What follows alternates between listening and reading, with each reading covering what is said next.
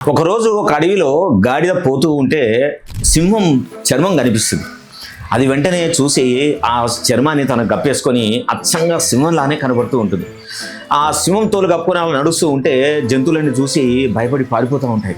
ఎదురుగా ఒక లేడీ వస్తుంది, చూసి భయపడి అడవులకు పారిపోతుంది.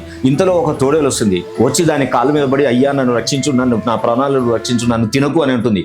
అప్పుడు గాడిదకు చాలా సంతోషం వేస్తుంది.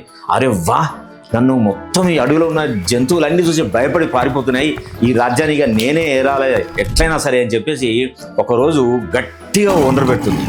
వెంటనే మిగతా జంతువులన్నీ దగ్గరకు వచ్చేసాయి, వచ్చి నవ్వుతూ ఉంటాయి. అరే ఇది గాడిదరా, ఇది వదిలి చెరువు మాత్రం సింహం ఉంది అని చెప్పి అందరూ దాన్ని చూసి నవ్వుతూ దాన్ని హేళన చేస్తూ ఉంటే అది వెంటనే దాని చెరువును తీసేస్తుంది. తీసేసిన తర్వాత మళ్ళీ గాడిదగా మారిపోతుంది.